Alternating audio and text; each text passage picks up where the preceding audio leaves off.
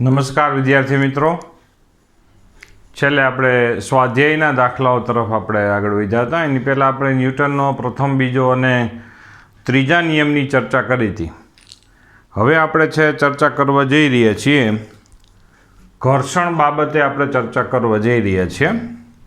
એની પહેલાં આપણે સામાન્ય એક ટોપિકમાં કે ભાઈ બળો કેટલા પ્રકારના ભણતા હોઈએ છીએ. પુનઃસ્થાપક બળ ભણતા હોય જે સ્પ્રિંગમાં ઉદ્ભવતું હોય,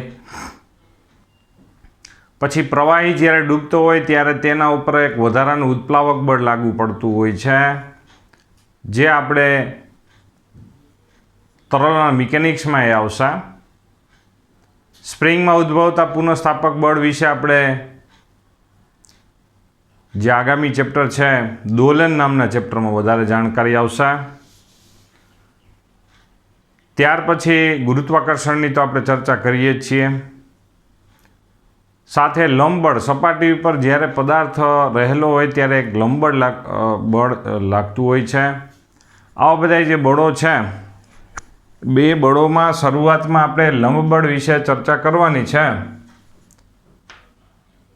તો ધારો કે કોઈ પણ સપાટી હોય એ સૂક્ષ્મ સ્તરે થોડી ખરબચડી તો હોય જ.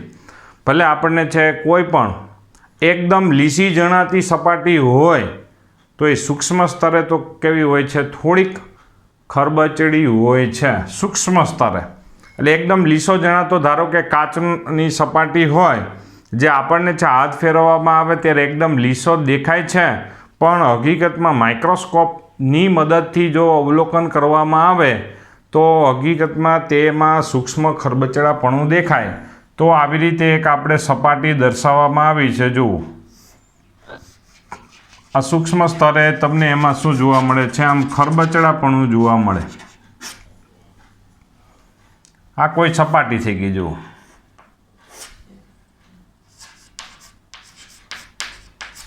આ સપાટી, અને એના ઉપર જ્યારે આપણે પદાર્થ મૂકવામાં આવે, આ એક પદાર્થ એના ઉપર મૂકવામાં આવે, કોઈ પણ લીસો જણાતો પદાર્થ હોય એ પણ સૂક્ષ્મ સ્તરે તો તમને કેવો દેખાશે? થોડી એની સપાટી તમને ખરબચડાપણી જોવા મળશે. એટલે આવી રીતે આ પદાર્થ છે. હવે આ પદાર્થ ઉપર કેટલા આ ટૂંકમાં એક પદાર્થ સપાટી ઉપર રહેલો છે. હવે આ જે ખરબચડાપણું એ માઇક્રોસ્કોપિક બતાવીએ છીએ. માઇક્રોસ્કોપિક એટલે કે ધારો કે માઇક્રોસ્કોપથી અવલોકન કરતા હોય ને કેવી સપાટી દેખાય એવી રીતે દર્શાવેલું છે. હવે આ પદાર્થ ઉપર કેટલા બળ લાગશે? એક તો ગુરુત્વાકર્ષણ બળ. ગુરુત્વાકર્ષણ બળને m×g એટલે કે વજન કહેવામાં આવશે. તો હવે આગળ વધીએ તો હવે ધારો કે હું અત્યારે અહીંયા સ્થિર ઊભો છું, મારું દળ 80 કિલોગ્રામ છે, જીનું મૂલ્ય ધારો કે 10 આપણે લઈ લઈએ તો 800 ન્યૂટન મારા ઉપર ગુરુત્વાકર્ષણ બળ લાગે છે. તો હું તો સ્થિર છું અત્યારે. જો તો એનો મતલબ એવો થયો કે 800 ન્યૂટનને સમતોલતું હજી એક બીજું 800 ન્યૂટન બળે ઉર્ધ્વ દિશામાં લાગતું હોય તો જ હું અહીંયા સ્થિર રહી શકું. નહીંતર તો એ 800 ન્યૂટન બળને કારણે સીધો નીચે ચાલ્યો જાઓ, જે ગુરુત્વાકર્ષણ બળ છે. તો નક્કી થઈ ગયું કે ગુરુત્વાકર્ષણ બળનો વિરોધ કરતું આ સપાટી પરથી એક બીજું બળે લાગતું હોવું જોઈએ,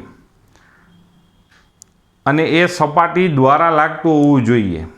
સપાટી પર ન હોય, ધારો કે આમનામ છે, અવકાશમાં હોય, ધારો કે આવી રીતે આ પદાર્થ જોવો જોઈએ. તો આવી રીતે હોય તો શું થાય? તો આ સપાટી ઉપરનો તો માત્ર ગુરુત્વાકર્ષણ બળ જ લાગ્યું ને, જેના કારણે નીચે પડી ગયો. વાત એકદમ સિમ્પલ છે કે સપાટી પર રહેલો પદાર્થ છે સ્થિર રહે છે. તો એનો મતલબ એવો થયો ગુરુત્વાકર્ષણ બળનો વિરોધ કરતું હજી એક બળ અહીંયા ઉદ્ભવતું હોવું જોઈએ, જે માત્ર સપાટી દ્વારા જ લાગતું હોવું જોઈએ. તો આમ સપાટી દ્વારા અને સપાટીને લંબ રૂપે એક બળ લાગુ પડે, જેને આપણે લંબ બળથી ઓળખવામાં આવશે. તો જેને n વડે દર્શાવશું. આ થઈ ગયું આપણા માટે લંબ બળ. તો લંબ બળ એટલે શું થઈ ગયું જોવું જોઈએ? લંબ બળ જેને આપણે એન વડે દર્શાવીએ કે ભાઈ સપાટી દ્વારા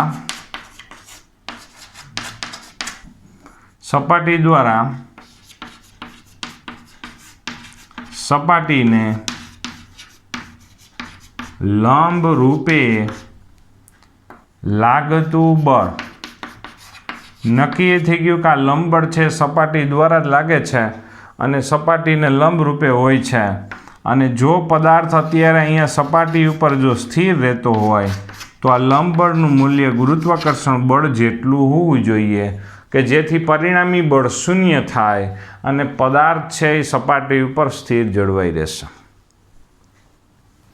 ન્યૂટને પહેલા નિયમમાં આપણને એવું શીખવાડ્યું છે કે ભાઈ સ્થિર પદાર્થ સ્થિર રહેશે, તો એનો મતલબ એવો થયો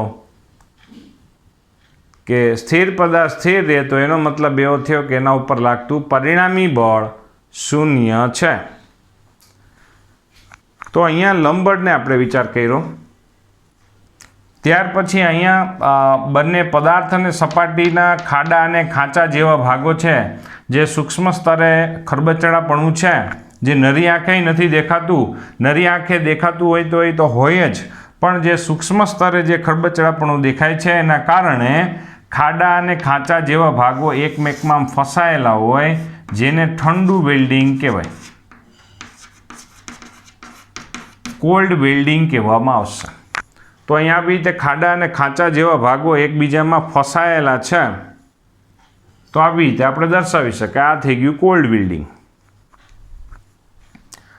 તો હવે આપણે શું કરવાનું છે કે આ પદાર્થને આપણે ખસેડવાનું કામ કરવું છે. પદાર્થને ખસેડવા માટે આપણે બાહ્ય બળ લગાડવાના છીએ. ધારો કે અત્યારે ઉદાહરણ તરીકે આપણે છે બાહ્ય બળ આમ લગાડવાના છીએ. જુઓ, આ દિશામાં બાહ્ય બળ લગાડવાના.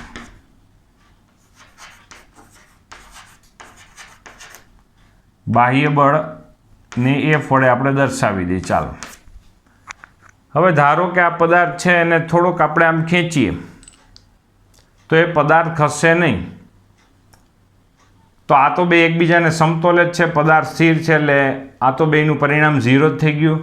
પણ ધારો કે આપણે બાહ્ય બળ અહીંયા આપણે લખતા જઈએ, થોડું થોડું જોવું જોઈએ.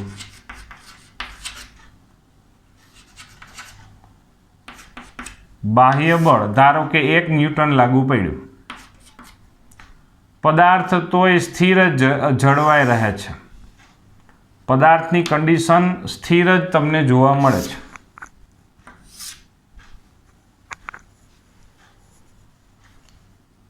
તો સ્થિર અવસ્થામાં હજી આ બાહ્ય બળનો વિરોધ કરતું હજી એક બળ ઉત્પન્ન થતું હોવું જોઈએ, જે છે ઘર્ષણ બળ. જે ઘર્ષણ બળ પદાર્થની સપાટી અને નીચેની સપાટી બેનો વિરોધ, એટલે કે બંને સપાટીને સમાંતર બાહ્ય બળનો વિરોધ કરતી દિશામાં ઉદ્ભવે છે.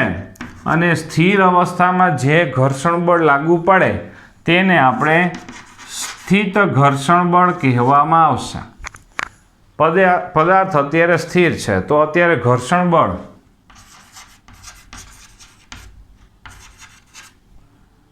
અને ઘર્ષણ બળને આપણે સ્થિત ઘર્ષણ બળ કીધું અને તે 1 ન્યૂટન લાગુ પડી ગયું હશે, જે આ ઠંડા વેલ્ડિંગને કારણે એવું થયું. ધારો કે અહીંયા એક છે બે ઘઉં ભરેલી કોઠી છે, હું એને પાછળથી થોડોક ધક્કો મારી દીધો આવી રીતે, અથવા તો આમ ખેંચવા લો, તો શું થયું કે એ ખસ્યું નહીં. 1 ન્યૂટન બળ લાગ્યું પડ્યું, ખસ્યું નહીં. તો એનો મતલબ એવો થયો કે પદાર્થ સ્થિરનો સ્થિર છે, તો બાહ્ય બળનો વિરોધ કરતી દિશામાં બીજું હજી એક બળ હોવું જોઈએ, જે છે આપણા માટે સ્થિર અવસ્થામાં જે ઘર્ષણ બળ લાગુ પડે તેને આપણે સ્થિત ઘર્ષણ બળ કહેશું અને એને આપણે Fs વડે દર્શાવવામાં આવશે. સ્થિત ઘર્ષણ બળ Fs. હવે ધારો કે અહીંયા છે આપણા માટે 2 ન્યૂટન બળ લાગુ પડી ગયું. ચાલો આપણે છે હજી આ પદાર્થને ખસેડવા માટે થોડુંક વધારે જોર લગાડ્યું, 2 ન્યૂટન. તો અહીંયા છે સ્થિત ઘર્ષણ બળ. હવે 2 ન્યૂટન બળ લગાડ્યું, તેમ છતાં પણ આ પદાર્થ ખસ્યો નહીં, હજી સ્થિર જ છે. તો એનો મતલબ એવો થયો કે સામે ઘર્ષણ બળે 2 ન્યૂટન બળ લાગુ પડી ગયું. પાછું આપણે આ પદાર્થને ખસેડવા માટે હજી વધારે છે આપણે બાહ્ય બળ લગાડ્યું, એટલે કે ધારો કે 3 ન્યૂટન બળ લગાડ્યું તો પણ છે આ પદાર્થ ખસતો નહીં, આ પદાર્થ ખસતો નથી. જો એફએસ, એસ એટલે સ્ટેટ એટલે સ્થિત ઘર્ષણ બળ માટેની સંજ્ઞા એફએસ આપણે લઈએ છીએ. તો 3 ન્યૂટન છે જોવું જોઈએ. ટૂંકમાં છે આપણે આ પદાર્થને ખસેડવાનું કામ કરીએ છીએ. જેમ જેમ બાહ્ય બળ વધારતા જઈએ છીએ તો સામે છે હકીકતમાં સ્થિત ઘર્ષણ બળ એ વધતું જાય છે. એનો મતલબ એવો થયો કે આ સ્થિત ઘર્ષણ બળ એ સેલ્ફ એડજસ્ટ બળ હોવું જોઈએ. આ બળ છે સ્થિત ઘર્ષણ બળ એ કેવું બળ હોવું જોઈએ? સ્થિત ઘર્ષણ બળ એ સેલ્ફ એડજસ્ટ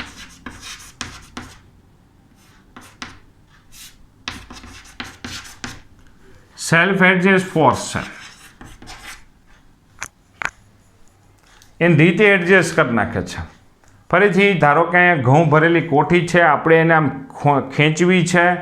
આપણે પહેલાં 1 ન્યૂટન બળ લગાડ્યું, એ કોઠી ખસી જ નહીં, સ્થિર રહી. તો આપણા 1 ન્યૂટનને સમતોલતું બંને સપાટી વચ્ચે સપાટીને સમાંતર બાહ્ય બળનો વિરોધ કરતી દિશામાં ઘર્ષણ બળ ઉદ્ભવી ગયું, જે 1 ન્યૂટન હોવું જોઈએ.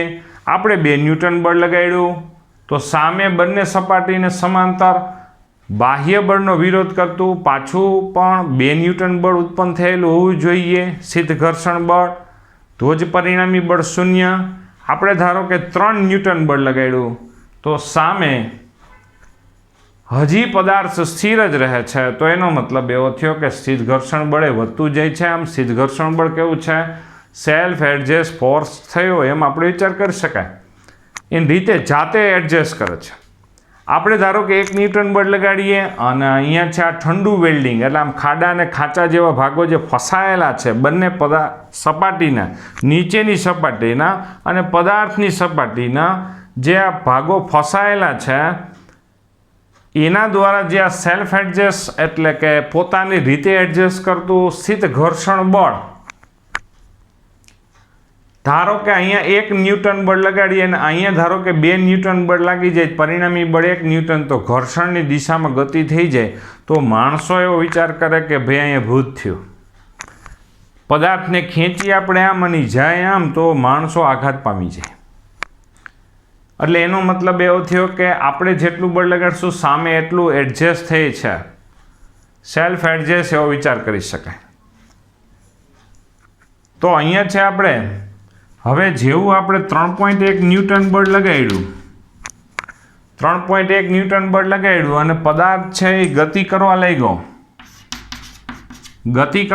એનો મતલબ એવો થયો કે આ ઠંડુ વેલ્ડિંગ તૂટી ગયું. અને પદાર્થ આ ફસાયેલી અવસ્થામાંથી નીકળી ગયો અને ગતિ કરવા લાગ્યો. એનો મતલબ કે આ સેલ્ફ એડજસ્ટ ફોર્સ એટલે કે સ્થિત ઘર્ષણ બળની વેલ્યુ અમુક વેલ્યુ કરતાં વધુ લાગુ પડી શકતી નથી. તો તેને આપણે મહત્તમ સ્થિત ઘર્ષણ બળ કહેવામાં આવશે. આ એફએસ મેક્સ વડે દર્શાવાય. આ મહત્તમ સ્થિત ઘર્ષણ બળ થયું 3 ન્યૂટન એ મહત્તમ સ્થિત ઘર્ષણ. આ બંને સપાટી વચ્ચે સ્થિર અવસ્થામાં ઉદ્ભવતું ઘર્ષણ બળ વધુમાં વધુ 3 ન્યૂટન છે, એનાથી વધારે લાગુ પડતું નથી. તો અહીંયા છે આપણા માટે હવે આ ફસાયેલી અવસ્થામાં હતો એના કરતાં અહીંયા તરત જ શું થઈ જાય છે? ઘર્ષણ બળ. હવે પદાર્થ ખસવા લાગ્યો છે તો ખસવાની અવસ્થામાં હવે પદાર્થ ગતિ કરવા લાગ્યો છે, તો ગતિની અવસ્થામાં પદાર્થ ફસાયેલો તો છે નહીં, તો ઘર્ષણ બળના મૂલ્ય જ ઘટી જાય છે. તો ગતિમાન અવસ્થામાં જે ઘર્ષણ બળ હોય તેને આપણે ગતિક ઘર્ષણ બળ, ગતિકને આપણે અંગ્રેજીમાં કાઇનેટિક કહેવાય, કાઇનેટિકને આપણે કે વડે દર્શાવાય, જેથી એફ કે એવી ગતિક ઘર્ષણ બળની સંજ્ઞા દર્શાવશું. ધારો કે આવી રીતે ઘટી ગઈ વેલ્યુ એની 1.8 ન્યૂટન થઈ ગયું. તો આ ટેબલ છે એ સમજવા માટે છે, ક્યાંય લખવાનું કે પાકું કરવાનું નથી, પણ આપણે છે નોંધ સ્વરૂપે લખીશું મેં અત્યારે લખેલું છે, તમે છે નોંધ સ્વરૂપે કાગળમાં છે લખી આ આકૃતિ પણ દોરજો, કારણ કે આવી આકૃતિ મટીરિયલમાં કે ટેક્સ્ટમાં નથી દોરેલી, જેથી તમને ઠંડુ વેલ્ડિંગનો ખ્યાલ આવે, આખી પરિસ્થિતિ તમને ખ્યાલ આવે, બરાબર. એટલે પરીક્ષામાં કે ક્યાં આવી રીતે લખવાની જરૂર નથી, પણ આપણે સમજવા માટે કાગળમાં એક વ્યવસ્થિત લખી અને આપણે લીથામાં છે વધારે આવી રીતે એક ભાઈ ચીટ કરીને આપણે ચિપકાવી દેશું.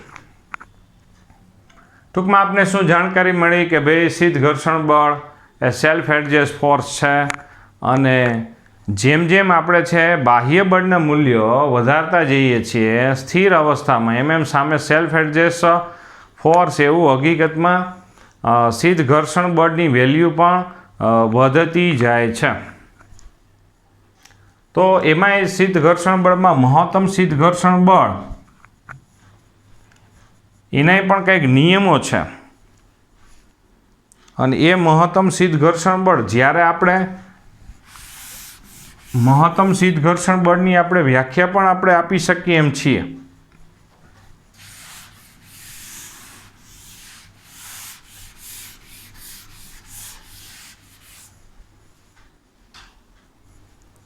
તો જોજો, એ મહત્તમ સીધ ઘર્ષણ બળ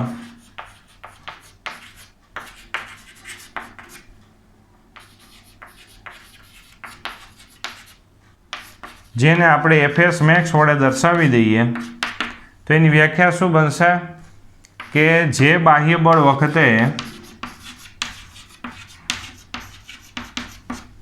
પદાર્થ ખસવાની અણી પર હોય,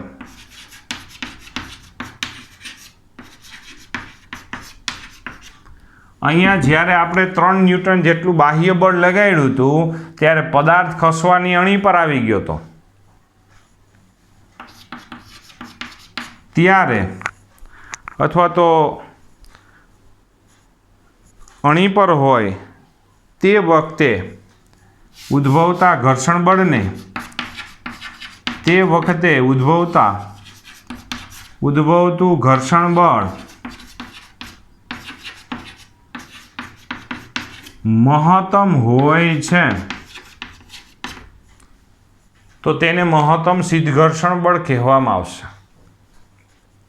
શોર્ટકટ વ્યાખ્યા એમ કહી શકાય કે બાહ્ય બળની અસર હેઠળ જ્યારે પદાર્થ ખસવાની અણી પર હોય ત્યારે ઉદ્ભવતું ઘર્ષણ બળને મહત્તમ સીધ ઘર્ષણ બળ કહેવામાં આવશે. સ્થિત એટલે કે સ્ટેટ માટે સંજ્ઞા યુઝ કરી એસ, ઘર્ષણ એટલે થાય ફ્રિક્શનની સંજ્ઞા થઈ એફ, મહત્તમ માટે મેક્સ એટલે એમએક્સ એટલે મેક્સિમમ માટે, એટલા માટે આની સંજ્ઞા થઈ એફએસ મેક્સ, બરાબર. મહત્તમ સ્થિત ઘર્ષણ બળ એટલે કે આનાથી વધારે આપણે ઘર્ષણ બળ આ બે સપાટી વચ્ચે ઉદ્ભવતું નથી, એવી આપણે વાત થાય છે. જે બાહ્ય બળ વખતે પદાર્થ ખસવાની અણી પર હોય તે વખતે ઉદ્ભવતા ઘર્ષણ બળ મહત્તમ હોય છે, અને તેને આપણે મહત્તમ સીધ ઘર્ષણ બળ કહેવામાં આવે છે. તો અહીંયા છે ઘર્ષણ બળ, આ જે સીધ ઘર્ષણ બળ છે એ પણ સેલ્ફ એડજસ્ટ છે, અમુક લેવલ સુધી એડજસ્ટ થઈ શકે. સામે છે આ લંબબળ એ સેલ્ફ એડજસ્ટ છે, જ્યાં લંબબળ છે આપણે એમ પણ દર્શાવી શકાય, લંબબળ એ સેલ્ફ એડજસ્ટ છે. ધારો કે હું અત્યારે અહીંયા ઊભો છું, મારું દળ 80 કિલોગ્રામ એટલે મારા ઉપર લાગતું ગુરુત્વાકર્ષણ બળ 800 ન્યૂટન, તો મારા ઉપર આ જ સપાટી દ્વારા લાગતું લંબબળ પણ 800 ન્યૂટન હોય તો જ હું આ સપાટી ઉપર સ્થિર જળવાઈ રહું છું. ત્યાર પછી બાજુમાં કોઈ વ્યક્તિ છે એ 50 કિલોગ્રામનો વ્યક્તિ ઊભો હોય, માની લ્યો એ પણ સ્થિર છે, તો 50 કિલોગ્રામ દળવાળા પદાર્થ ઉપર ગુરુત્વાકર્ષણ બળ કેટલું લાગશે? 50 ન્યૂટન, એટલે કે અધો દિશામાં 50 ન્યૂટન જેટલું ગુરુત્વાકર્ષણ બળ લાગશે નીચે તરફ. 50 કિલોગ્રામ માટે 500 ન્યૂટન ગુરુત્વાકર્ષણ બળ લાગશે નીચે તરફ. તો સામે એ વ્યક્તિ છે એ સપાટી ઉપર સ્થિર છે, તો એનો મતલબ કે સપાટીના લંબ રૂપે સપાટી દ્વારા જે લંબબળ પણ 500 ન્યૂટન હશે. તો આ જે સપાટી છે એ બાજુમાં વ્યક્તિને 500 ન્યૂટન લંબ બળ લાગુ પાડી શકે છે. આ સપાટી મારી ઉપર છે એ 800 ન્યૂટન લંબ બળ લાગુ પાડી શકે છે. આમ સપાટી દ્વારા ઉદ્ભવતું જે લંબ બળ છે એ પણ કેવું છે, સેલ્ફ એડજસ્ટ. એ પણ અમુક લેવલ સુધી એડજસ્ટ થઈ શકે, અમુક લેવલથી વધારે એડજસ્ટ ન થઈ શકે. તો લંબબળ સેલ્ફ એડજસ્ટ થયું, ઘર્ષણ બળ એ સેલ્ફ એડજસ્ટ. આ ઘર્ષણ બળનો જે ટોપિક છે તે આપણે ધોરણ 9માં આવતો જ.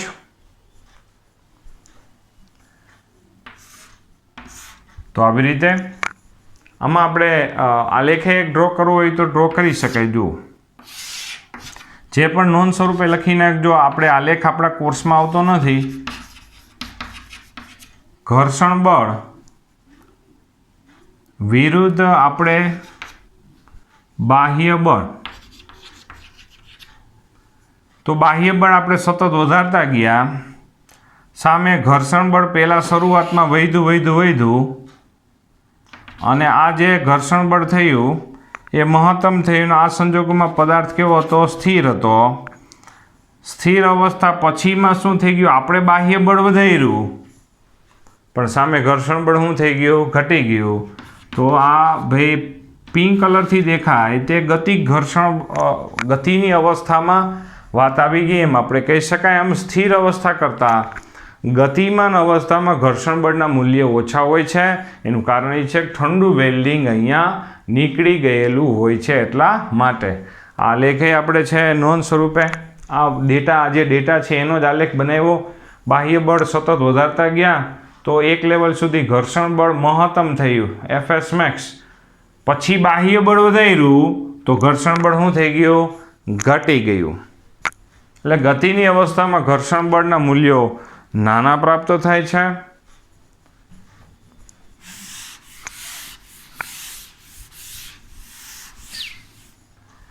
ત્યાર પછી આપણે આ મહત્તમ સિદ્ધ ઘર્ષણ બળના નિયમો છે. મહત્તમ સિદ્ધ ઘર્ષણ બળના નિયમ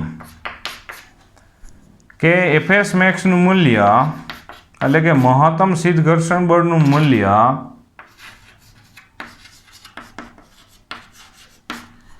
એ સંપર્ક સપાટીના ક્ષેત્રફળ પર આધારિત નથી.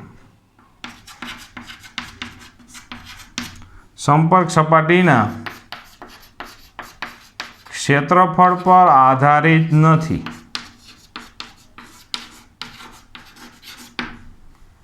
સંપર્ક સપાટીના ક્ષેત્રફળ પર આધારિત નથી.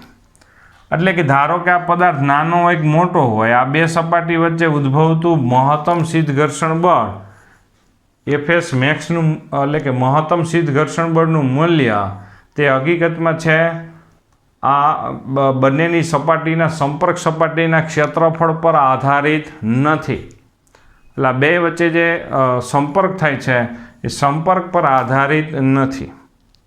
એટલે બંને સપાટીનો સંપર્ક એરિયા ઉપર, ધારો કે આ પદાર્થ નાનો હોય તો સંપર્ક એરિયા નાનો રહેત, મોટો હોય તો સંપર્ક એરિયા મોટો રહે. એના ઉપર કાંઈ આધાર રાખશે નહીં. તો કોના ઉપર આધાર રાખશે, મહત્તમ સિદ્ધ ઘર્ષણ બળનું મૂલ્ય એ લંબ બળ પર આધાર રાખે છે. એટલે કે લંબ બળના સમપ્રમાણમાં હોય છે. મહત્તમ સિદ્ધ ઘર્ષણ બળનું મૂલ્ય એ લંબ બળના સમપ્રમાણમાં હોય છે. લંબ બળ કોના ઉપર આધાર રાખે, વજન ઉપર. સિમ્પલ વિચાર કરો કે ધારો કે એક બકરી બેઠી છે, એની બાજુમાં હાથી બેઠો છે, તમારે ખસેડવા માટે કેમાં વધારે જોર લગાવવું પડે? ધારો કે બકરીને 3.1 ન્યૂટન બળ લગાડ્યું તો બકરી ખસવા માંડી. એટલે કે 3 ન્યૂટન બળ લગાડ્યું હતું ત્યારે બકરી ખસવાનાની પર આવી ગઈ હતી. પણ હાથીને આપણે છે ગતિમાન કરવો હોય તો આના કરતાં 10-15 ગણું બળ લગાડવું પડે. એટલે કે 100 ન્યૂટન કે એનાથી વધારે બળ લગાડવું પડે. ઉદાહરણ તરીકે વાત છે તો હાથી ખસી શકે. એનો મતલબ કે ધારો કે બકરી માટે 3 ન્યૂટન આપણે બળ લગાડીએ ત્યારે બકરી ખસવાની અણી પર હોય. હાથી માટે એવો જ વિચાર કરી શકે કે ભાઈ 99 ન્યૂટન બળ લગાડો ત્યારે એ ખસવાની અણી પર આવે. એટલે એનો મતલબ એવો થયો કે બકરી માટે મહત્તમ સિદ્ધ ઘર્ષણ બળ 3 ન્યૂટન, હાથી માટે 99 ન્યૂટન. તો મહત્તમ સિદ્ધ ઘર્ષણ બળ એ પદાર્થના વજન એટલે કે એ લંબબળ બે સમાન જ હોય છે સમક્ષિતિજ સપાટી પર જ્યારે પદાર્થ હોય ત્યારે. તો એનો મતલબ એવો થયો કે લંબબળ કોના ઉપર વધુ લાગતું હોય? વધારે વજનવાળા વ્યક્તિ ઉપર. તો એનો મતલબ કે મહત્તમ સિદ્ધ ઘર્ષણ બળ એ વધારે વજનવાળા વ્યક્તિ ઉપર વધુ ઉદ્ભવશે. સિમ્પલ વાત છે. તો મહત્તમ સિદ્ધ ઘર્ષણ બળ એ લંબ બળના સમપ્રમાણમાં હોય છે.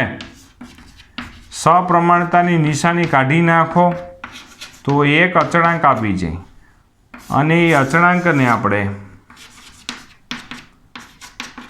સ્થિત ઘર્ષણાંક કહેવામાં આવશે. આ સિદ્ધ ઘર્ષણાંકનું મૂલ્ય એ સપાટીના પ્રકાર, એના દ્રવ્યની જાત, તાપમાન આ બધી બાબત ઉપર આધાર રાખે છે. એટલે સપાટીનો પ્રકાર એ આધાર રાખશે મહત્તમ સિદ્ધ ઘર્ષણ બળના મૂલ્યોમાં. ધારો કે બકરીને આપણે અહીંયા રાખી હોય, એની બદલે બકરીને આપણે છે ધારો કે કોઈ ખેતરમાં ઢેફાવાળું ખેતર હોય એમાં રાખી હોય, ખસેડવામાં કેમાં તકલીફ પડે? અહીંયા લીસી સપાટી છે, ઢેફાવાળા ખેતરમાં વધારે તકલીફ પડશે કે અહીંયા? તો તરત જ વિચાર આવશે કે ઢેફાવાળા ખેતરમાં. સપાટીનો પ્રકાર બદલી ગયો છે એટલા માટે. બાકી બકરીની જ છે એટલે કે બકરીનો વજન એની જ છે એટલે કે લંબબળ એની જ છે. તકલીફ પડવી આપણે છે, ખસેડવામાં તકલીફ પડવી, એનો મતલબ કે મહત્તમ સિદ્ધ ઘર્ષણ બળ વધી ગયું. તો મહત્તમ સિદ્ધ ઘર્ષણ બળ એ લંબબળ ઉપર આધાર રાખે છે અને સમપ્રમાણતા નિશાની કાઢો તો એક અચળાંક આવશે. અચળાંક છે, અચળાંક એકમ રહિત અચળાંક છે કારણ કે આ મહત્તમ સિદ્ધ ઘર્ષણ બળ આ લંબ બળ બળના બેના એકમ ન્યૂટન ઉડી જાય, આનું કોઈ એકમ રહિત. ઘર્ષણાંકનો કોઈ એકમ મળશે નહીં. જે ઘર્ષણાંક જે સિદ્ધ ઘર્ષણાંક એટલે કે એક અચળાંક છે, એ અચળાંક સપાટીના પ્રકાર, સપાટીના દ્રવ્યની જાત અને તાપમાન પર આધાર રાખે છે. તો અહીંયા બહુ સરસ મજાની ચર્ચા થઈ રહી છે.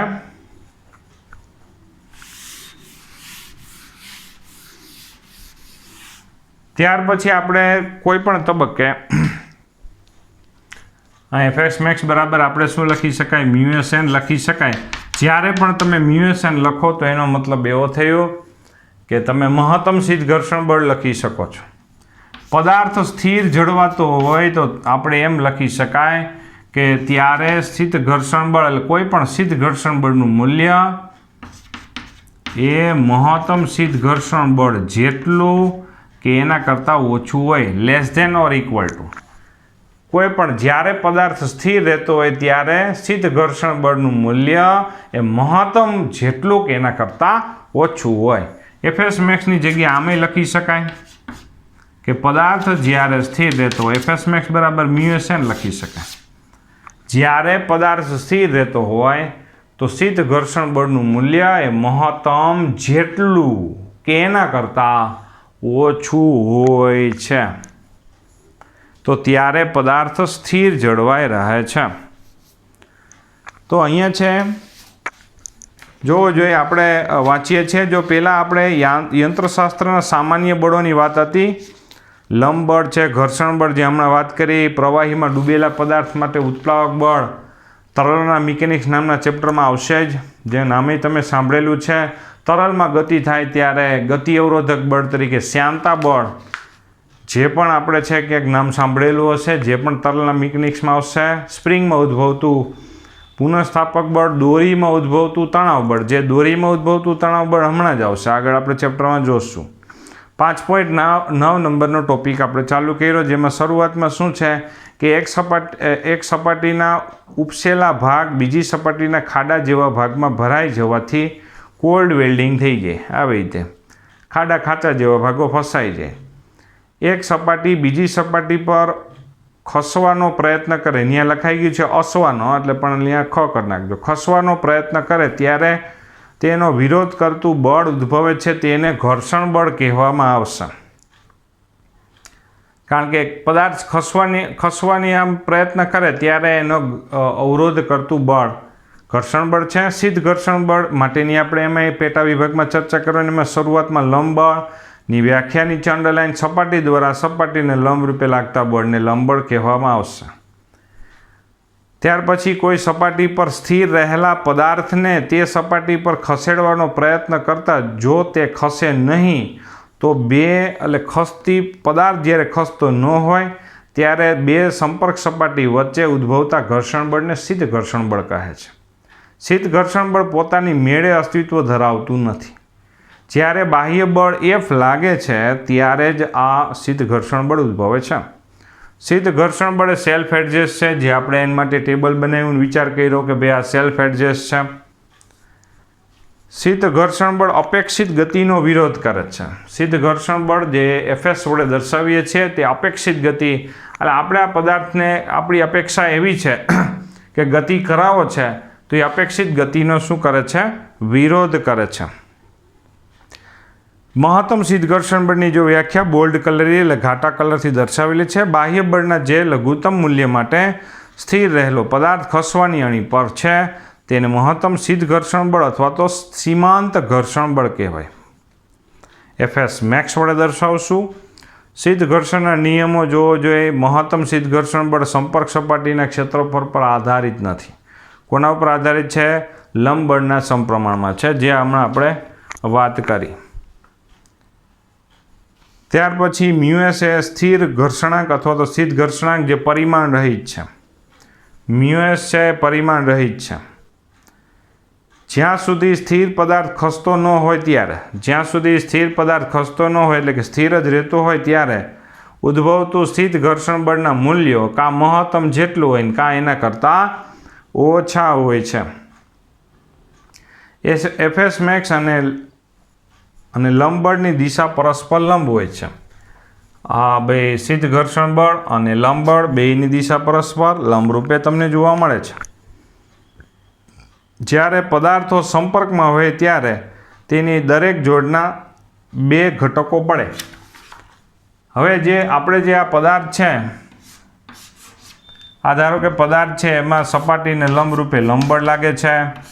પછી એક આ સિદ્ધ ઘર્ષણ બળ Fs મેક્સ આપણે દર્શાવ્યું. તો આ બેયનું પરિણામી બળ લઈ લીધું. આ બંને બળોનું પરિણામી બળ લઈ લઈએ તો તેને આપણે સંપર્ક બળ કહેવાય. આ લંબ બળ ને ઘર્ષણ બળ એ બંને ક્યારે ઉદ્ભવે છે? કે જ્યારે આ બંને પદાર્થ અને નીચેની સપાટી એકબીજાના સંપર્કમાં હોય ત્યારે. તો આને આપણે સંપર્ક બળ કહેવાય. અને સંપર્ક બળના ટૂંકમાં લંબ બળ અને સિદ્ધ ઘર્ષણ બળનું પરિણામી બળ એટલે સંપર્ક બળ થાય. એની સંપર્ક બળના બે ઘટક થયા.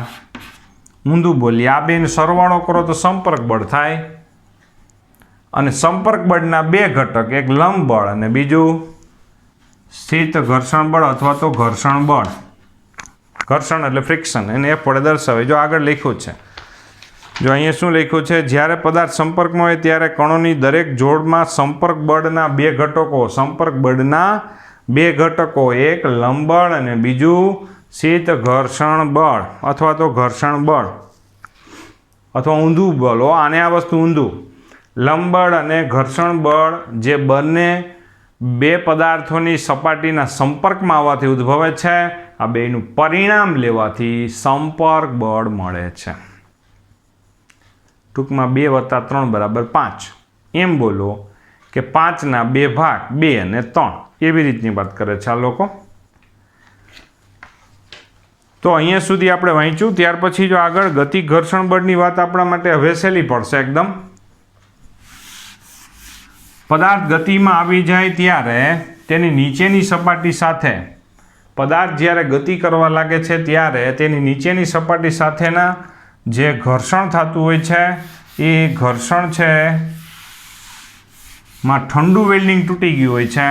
એટલા માટે જ્યારે પદાર્થ ગતિ કરવા લાગે ત્યારે ઠંડુ વેલ્ડિંગ ન હોવાને કારણે ઘર્ષણ બળ ઘટી જાય છે અને તે ઘર્ષણ બળને ગતિક ઘર્ષણ બળ કહેવામાં આવશે અને ગતિક ઘર્ષણ બળ Fk વડે દર્શાવવામાં આવશે અને એમાંય આપણે એમ કહેશું કે Fkનું મૂલ્ય લંબ બળના સમપ્રમાણમાં હોય છે.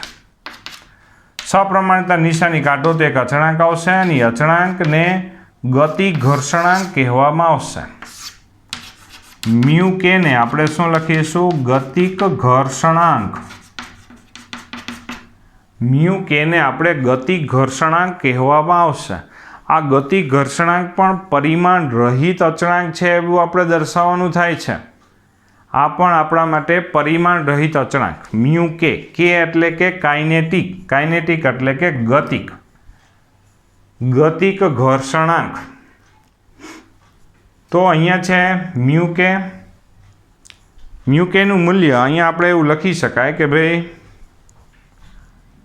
સૌથી વધુ સ્થિત ઘર્ષણ બળો હોય છે તેનાથી ઓછા એટલે તેનાથી નાનું ગતિક ઘર્ષણ બળ હોય. સામે અચળાંકમાં પણ આપણે એમ લખી શકાય કે ભાઈ સ્થિત ઘર્ષણાંક કરતાં ગતિક ઘર્ષણાંક જે અચળાંક છે એના મૂલ્યો નાનું હોય છે. તો ત્યાર પછી જો ગતિક ઘર્ષણ માટે બાહ્ય બળ Fs મેક્સ કરતાં સહેજ વધે કે તરત જ પદાર્થ ગતિ કરવા લાગે છે. બાહ્ય બળનું મૂલ્ય જ્યારે મહત્તમ સ્થિત ઘર્ષણ બળ કરતાં સહેજ વધી જાય પદાર્થ શું કરવા લાગે છે? ગતિ કરવા લાગે છે. અને જ્યારે એક સપાટી બીજી સપાટી ઉપર ગતિ કરતી હોય ત્યારે ગતિ અવરોધક બળ એટલે વિરોધ કરતું ઘર્ષણ બળને ગતિક ઘર્ષણ બળ કહેવામાં આવશે. ગતિક ઘર્ષણ બળ એ સંપર્ક ક્ષેત્રફળ પર આધારિત નથી એટલે કે આ બંને સપાટીના સંપર્ક એરિયા પર આધારિત નથી. સાપેક્ષ વેગ પર આધારિત નથી. અને ગતિક ઘર્ષણ બળ કોના સમપ્રમાણમાં છે? લંબ બળના સમપ્રમાણમાં છે. જેવું લખેલું છે લંબ બળના સમપ્રમાણમાં. એટલે પછી આ સમીકરણ ડાયરેક્ટ લખ્યું છે Fk બરાબર મ્યુ કે એન. મ્યુ કે ને ગતિક ઘર્ષણાંક કહેવામાં આવશે અને તેનું મૂલ્ય સંપર્ક સપાટીના પ્રકાર પર આધારિત છે. એટલે કે આ ભાઈ સંપર્ક સપાટી કયા પ્રકારની છે, કઈ દ્રવ્યની છે એના ઉપર આધાર રાખે છે. ગતિક ઘર્ષણ મહત્તમ સ્થિત ઘર્ષણ કરતાં ઓછું હોય છે. ગતિક ઘર્ષણ બળના મૂલ્ય મહત્તમ સ્થિત ઘર્ષણ બળ કરતાં હંમેશા ઓછા જ હોય છે. જેનો આપણે એક આલેખય દોર્યો, પછી એક આકૃતિ આવી. ત્યાર પછી આમાં આપણે ધારો કે પૈડા ફિટ કરી દઈએ ધારો કે, તો શું થાય ભાઈ? રોલિંગ અવસ્થા કહેવાય આને. ધારો કે આ સપાટીને આ પદાર્થ નીચે પૈડા ફિટ કરી દઈને પછી ધક્કો મારો તો શું થાય? આરામથી ધક્કો આપણે લગાવી શકીએ છીએ. તો હવે આ પૈડાવાળી પરિસ્થિતિ આ ગબડતી અવસ્થા કહેવાય. તેમાં અને નીચેની સપાટી વચ્ચે જે ઘર્ષણ બળ ઉદ્ભવે છે તેને આપણે રોલિંગ ઘર્ષણ બળ કહેવાય. રોલિંગ ઘર્ષણ બળ. રોલિંગ ઘર્ષણ બળને Fr વડે દર્શાવે. R એટલે રોલિંગ. તો રોલિંગ ઘર્ષણ બળનું મૂલ્ય પણ લંબબળના સમપ્રમાણમાં હોય છે. લંબબળ સપ્રમાણતા નિશાની કાઢો તો એક અચળાંક આવશે ને એ અચળાંકને રોલિંગ ઘર્ષણાંક μr વડે દર્શાવાય.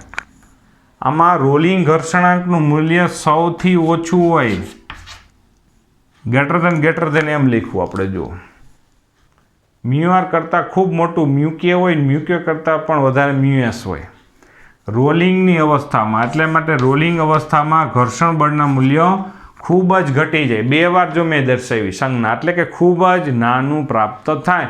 એટલા માટે સરળતાથી આપણે ખસેડી શકીએ પદાર્થને, કારણ કે આપણા ઉપર ગતિ અવરોધક બળ, બંને સપાટી વચ્ચે જે ગતિ અવરોધક પરિબળ એટલે કે ઘર્ષણ છે એ ખૂબ જ નાનું લાગુ પડે છે.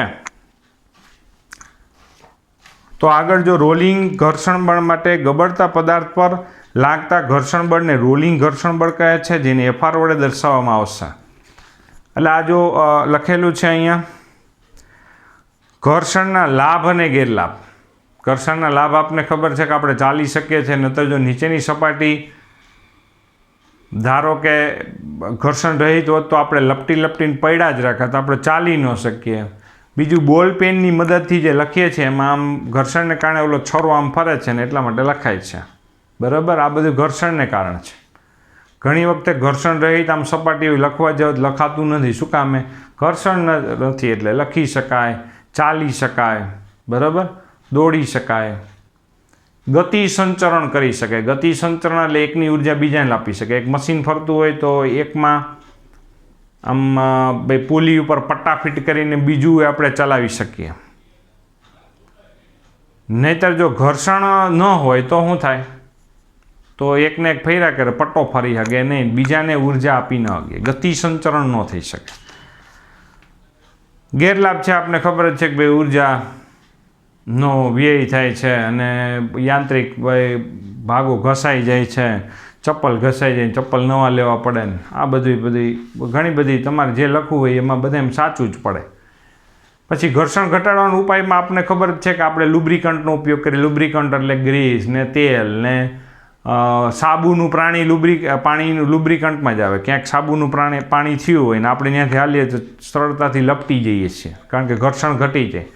લુબ્રિકન્ટમાં આવે ઓઇલ, ગ્રીસ, ઊંજણ, તેલ, આમ તેમ આ બધા લુબ્રિકન્ટ લગાવે જેથી ઘર્ષણ ઘટી જાય છે. તો છેલ્લે જો ઘર્ષણના લાભ અને ગેરલાભ અને ઘર્ષણ ઘટાડવાનો ઉપાય છે. જો એમાં શું છે, ઘર્ષણને લીધે જ આપણે વસ્તુ પકડી શકીએ છીએ, લખી શકીએ છીએ, વાહનો રસ્તા ઉપર દોડી શકે છે, આપણે ચાલી શકીએ છીએ. ગતિક ઘર્ષણનો ઉપયોગ યંત્રોમાં અને ઓટોમોબાઈલ્સમાં બ્રેક્સમાં થાય છે, એટલે બ્રેકમાં લગાડવામાં. ગેરલાભ શું છે? યંત્રોમાં જુદા જુદા ભાગો વચ્ચેની સાપેક્ષ ગતિ વિરોધ કરતા ઘર્ષણ લીધે પાવરનો વ્યય થાય છે. ઘર્ષણના કારણે યંત્રોના જુદા જુદા ભાગોનો ઘસારો પહોંચે છે, તેથી આર્થિક નુકસાન થાય. કોઈ પણ વાહન યા આ તે કોઈ પણ વસ્તુ લઈએ છીએ, ઘસાય છે, અમુક સમયે એમાં ઘસારો આવે છે, આપણને આર્થિક નુકસાની આવે છે. ઘર્ષણ ઘટાડવાના ઉપાયોમાં યંત્રોમાં જુદા જુદા ભાગો વચ્ચે ગતિ ઘર્ષણ ઘટાડવા માટે ઊંજણનો ઉપયોગ કરીએ છીએ. ઊંજણ તરીકે ગ્રીસ, ઓઇલ, સાબુ, હવા બધા ઉપયોગમાં લઈ શકાય. ઘર્ષણ ઘટાડવા માટે બોલ બેરિંગનો પણ ઉપયોગ કરીએ છીએ. રોલિંગ ઘર્ષણનો ઉપયોગ કરીએ છીએ, જેથી આ બધી બાબતનો ઉપયોગ કરીએ, ઘર્ષણ ઘટે અને પાવર વ્યય ઘટે છે. તો અહીંયા સુધી આપણે ચર્ચા રાખીએ છીએ. આ જે વધારાનું ટેબલને અંતે દોર્યું છે તે નોંધ સ્વરૂપે લખી નાખજો જેથી તમને કામ આવે સમજવા માટે. જે આ ટોપિક આપણે ધોરણ 9માં પણ આવતો જ તો